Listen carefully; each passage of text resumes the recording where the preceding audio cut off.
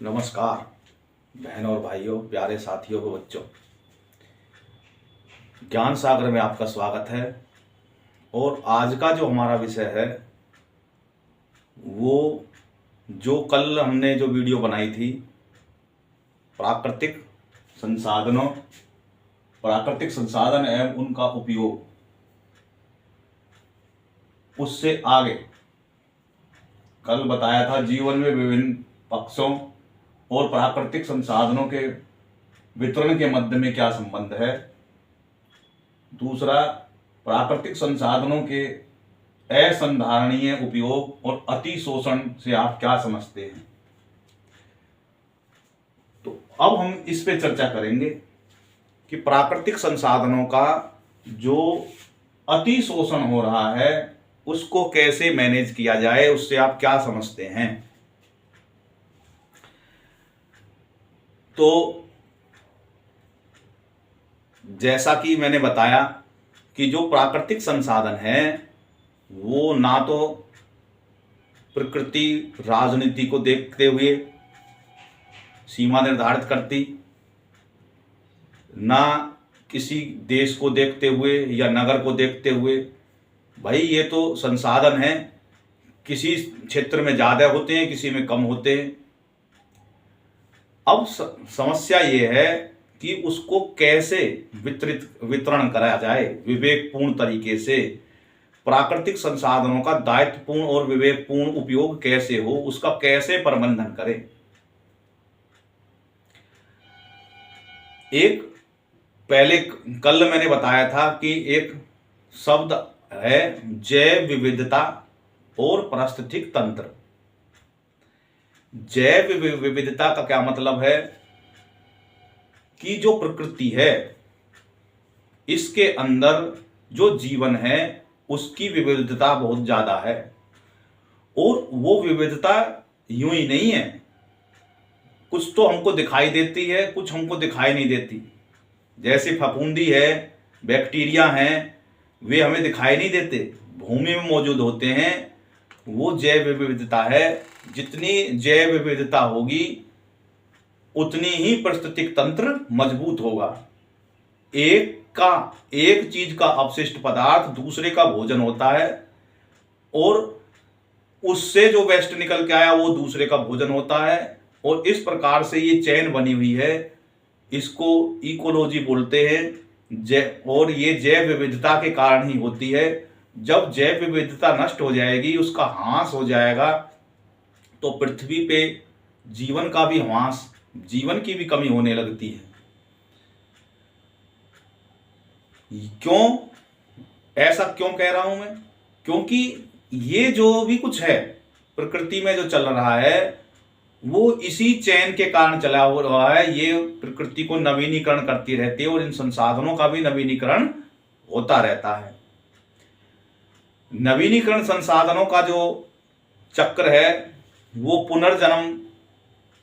पुनर्जनन होकर पुनर्स्थापित होती रहती है।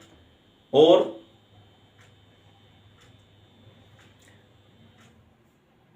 जब हम जैव विविधता को नष्ट कर देते हैं तो ये पुनर्चक्र भी नष्ट होने लगता है।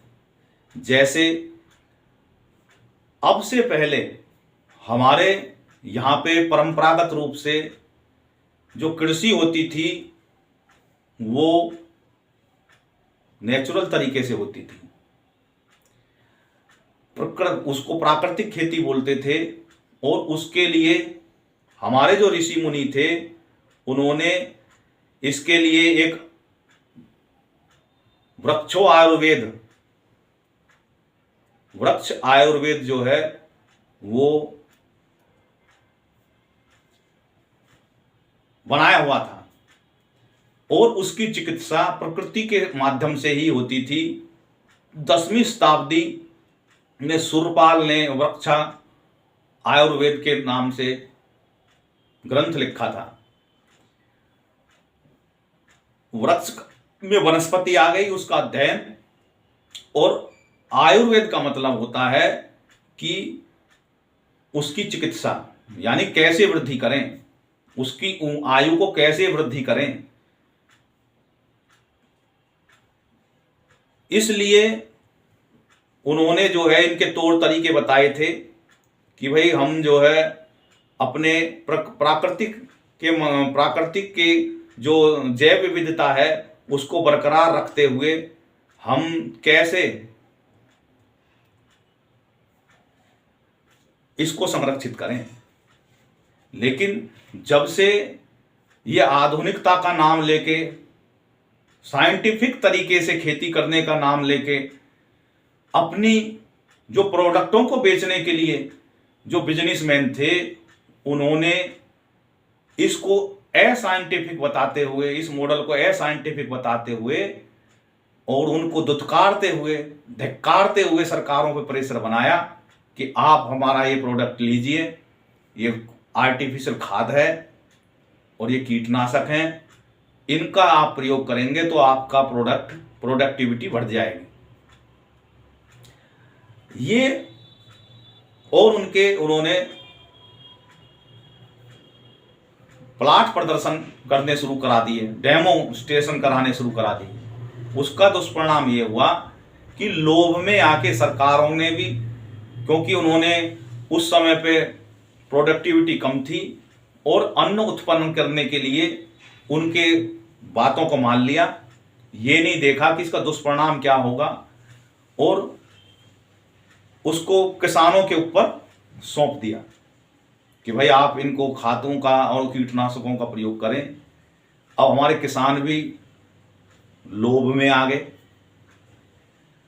पहले भूमि को कुछ दिन के लिए खाली छोड़ दिया करते थे ताकि वो अपने आप को रीजनरेट कर ले, उसको जोत के ऐसी छोड़ देते थे तो उसके अंदर से मिट्टी में पानी और उसके जो फफूंदी थी, फंगस वगैरह, वो जो है अपना रिसाइकिल करती थी, एयर का उसके अंदर संचरण होता था और वो अपने आप को रिचार्ज करती थी।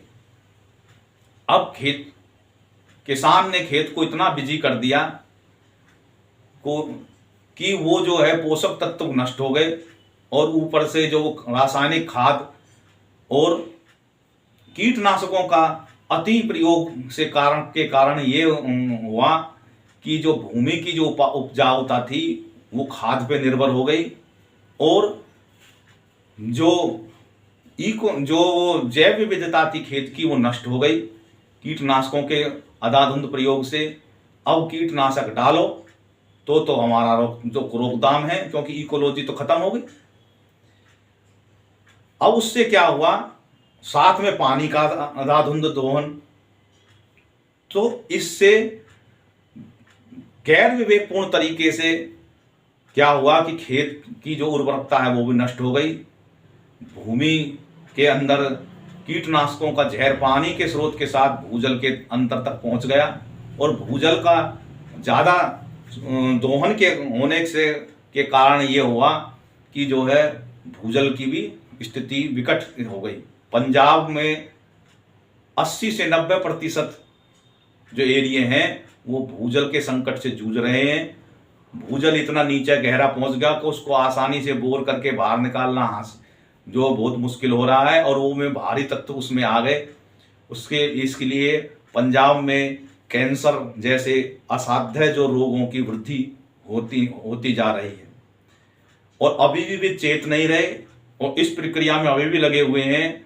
सरकारें भी उनके दबाव में आई रहती हैं क्योंकि उनका संगठन जो है किसान संगठन के सामने वो झुक जाते हैं और धान की खेती और गेहूं की खेती के अलावा वो तीसरी जो विकल्प है उसको वो नहीं अपना रहे और अंधाधुंध पानी का प्रयोग होने से और कीटनाशकों का प्रयोग होने से वहाँ का जो है भूमि जहरीली हो गई है, नीचे का भूजल भी जहरीला हो गया है। बहुत ही विकट स्थिति है। अगर अभी भी नहीं चेते तो बहुत विकट परिस्थिति हो जाएगी। तो इसका समाधान क्या है? इन चीज़ों की जो समस्या का जो समाधान है वो प्रबंधन है, वो ये है कि हमें बहु फसल चक्र अपनाना चाहिए। एक बार नीची गहरी जड़ वाली फसल बोनी चाहिए और उसके बाद में ऊपर वाली जड़ वाली बोनी चाहिए। सब्जी की खेती करनी चाहिए, बीच में सब्जी की कर ली, नकदी फसल होती है, जेब खर्च भी चलेगा। पशुपालन के साथ में अपनाना चाहिए। पशु की जो अपशिष्ट पदार्थ हैं वो खेतों में प्रयोग जब होंगे तो खेत की जो उर्वरता है वो बढ़ेगी। और प्राकृतिक खेती का प्रयोग जो है वो हमें करना चाहिए। इसके लिए सिक्किम का उदाहरण हम लेते हैं। सिक्किम में जो एक पेमा का परिवार ने ये जो अपनाया, उन्होंने देखा कि खाद और कीटनाशकों का लिए पैसे की उनके पास में कमी थी और वो साहूकार से ऋण लेते थे। लेकिन उन्होंने सोचा कि हमारे बुजुर्ग भी तो प्राकृतिक खेती करते थे। उन्होंने उसी वृक्ष आयुर्वेद का उपयोग किया और उन्होंने जो है 3 साल तक कठोर मेहनत करी। ये हमारे जो कृषि विशेषज्ञ हैं वो भी कहते हैं कि हम प्राकृतिक खेती करेंगे। सरकार ने भी को भी शोध करके बताया तो 3 साल 4 साल तक आपको थोड़ा सा नुकसान होगा। केंद्र सरकार की भी योजना चली हुई है कि उसकी भरपाई सरकार करेगी अगर उनको नुकसान हो रहा है। आप प्राकृतिक खेती पे लौटें और ये जो पृथ्वी की जो सेहत है, खेती की जो सेहत है वो सुधर जाएगी। उसके लिए जो कृषि और पशुपालन का जो घालमेल था, जो पुराना सिस्टम था वो फिर से अपनाना होगा। और 3 से 4 साल की मेहनत होती के बाद में आपका जो है उसकी प्रोडक्टिविटी बढ़ जाएगी और जो उसमें से प्रोडक्ट निकलेंगे उसकी गुणवत्ता भी अच्छी होगी, खाने में टेस्ट आएगा उसमें, और इकोलॉजी बढ़ेगी, जैव विविधता खेत में बढ़ जाएगी। और जो कीट पतंगे हैं वो अपने आप ही जैव विविधता के कारण कंट्रोल हो जाएंगे। और आयुर्वेदिक तरीके से जो नीम, लहसुन, लाल मिर्च वगैरह, गोमूत्र, इनके द्वारा से जो बनाए हुए जो कीटनाशक हैं उनके उपयोग होने से प्रकृति में प्राकृतिक तरीके से ही वो पेस्ट कंट्रोल भी हो जाएगा। इस खेती को अपनाएं इस तरीके से। सिक्किम तो अब धीरे धीरे पूरी तरीके से प्राकृतिक खेती करने वाला ये जो है राज्य बनता जा रहा है। उसी की तरह और राज्यों को भी ये जो है अपनाना चाहिए। एक दूसरा जो मैं बता रहा हूँ कि जो अति दोहन के कारण प्रकृति का काफी ह्रास हो रहा है वो है सीमेंट का उद्योग। हमारे आज से तकरीबन 500-600 साल पहले सीमेंट को कोई जानता तक नहीं था। ये सीमेंट का भी एक उद्योग जो है का जो मॉडल है ये भी हमारे सामने प्रस्तुत किया गया। उससे पहले जो मॉडल चला हुआ था वो था चूना, और ईंटों को पीस के उसको सुर्खी बनाई जाती थी, और गुड़ और जो मेथी होती है उसके पानी में के घोल से एक मसाला तैयार किया जाता था, उसको चूना मसाला बोलते थे, और उससे ये दीवारें बनाई जाती थी और उसके बाद में उसका लेप करा जाता था। तो उससे जो दीवारें बनती थी वो सालों साल चलती थी और उसकी आयु की कोई वो अपने आप ही, जैसे मान लो क्रैक भी उसमें पड़ जाती थी तो अपने आप ही रिकवर, पानी के संपर्क में आने के बाद में वो रिकवर करके उस क्रैकों को भी अपने आप ही कंट्रोल कर ली थी। तो हमारी पुरानी जो बिल्डिंग है, जो धरोहर आज भी हैं, वो ऐसी की ऐसी ही हैं।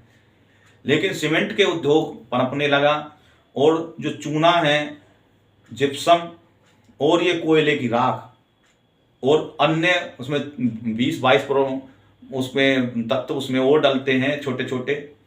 लेकिन जहाँ पे ये उद्योग होता है वहाँ सबसे ज़्यादा प्रदूषण की स्थिति विकट हो जाती है, और इसके अविवेकपूर्ण तरीके के जो है इस्तेमाल करने से वहाँ के जो पशु हैं और वृक्ष हैं और मानव जीवन पे काफ़ी नुकसान होता है।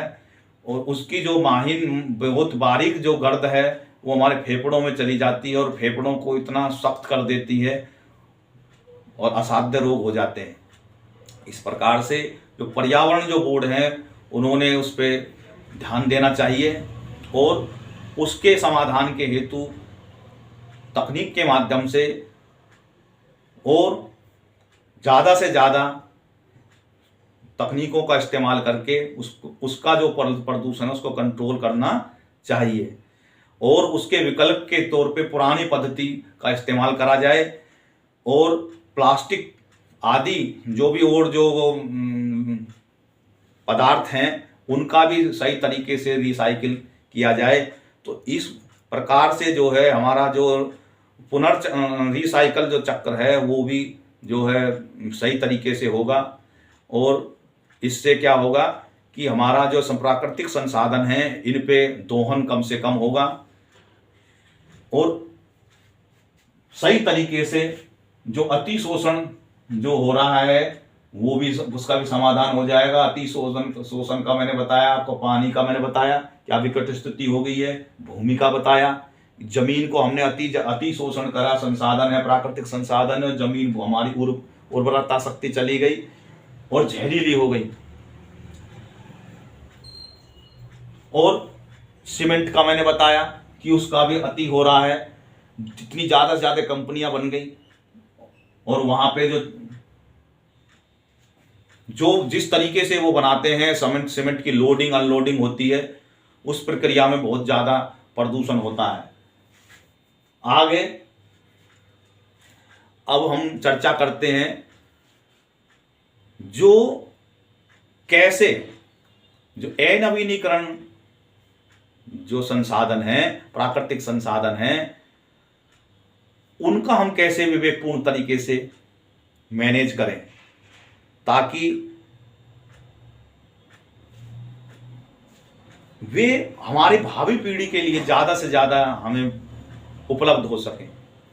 तो जैसे कोयला और दूसरा पेट्रोलियम पदार्थ, ये जो दो ऊर्जा के स्रोत हैं ये अनवीनीकरण स्रोत होते हैं।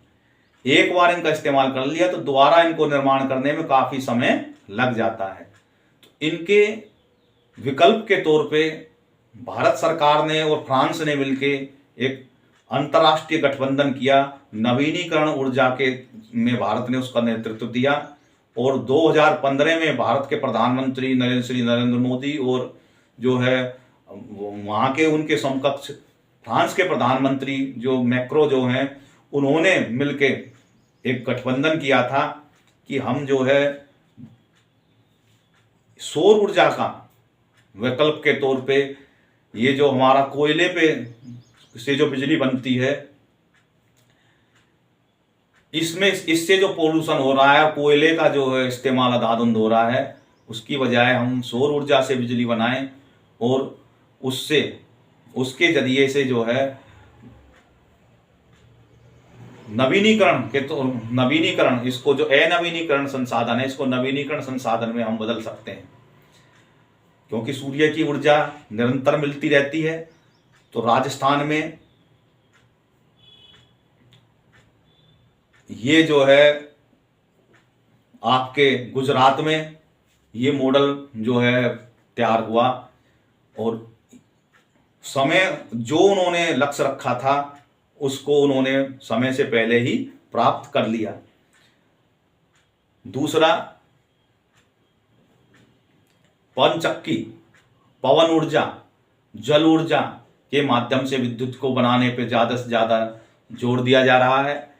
इसके माध्यम से भी ये जो है हो सकता है और पेट्रोलियम पदार्थों के लिए इथेनॉल का प्रयोग के माध्यम से उसमें पेट्रोल में मिला के और हाइड्रोजन ग्रीन हाइड्रोजन जो है उसका विकल्प के तौर पे, दूसरा जो ये एलपीजी गैस है इसके विकल्प के तौर पे गोबर गैस प्लांट के माध्यम से जो गैस तैयार होती है उसका जगह जगह पे जो है इस्तेमाल के लिए जो है प्लांट लगने शुरू हो गए हैं जिसके माध्यम से वो जो गैस है वो पाइप के माध्यम से पीएनजी में तब्दील करके वो उसकी भी योजना चली हुई है। इन सभी विकल्पों का उपयोग करने के बाद में ये जो अनवीनीकरण जो है संसाधन है, इनको नवीनीकरण में भी बदला जा सकता है और उन संसाधनों का हम कम से कम इस्तेमाल करें ताकि भावी पीढ़ी में को लिए जो है हमें विकट स्थिति का सामना ना करना पड़े। इस प्रकार से ये जो है जो अध्याय था प्राकृतिक संसाधन और इसका उपयोग, ये समाप्त हुआ। इसके अगली वीडियो में जो भी प्रश्न उत्तर होंगे उनका हम समाधान करेंगे। इस वीडियो में इतना ही। जय हिंद, जय भारत, भारत माता की जय।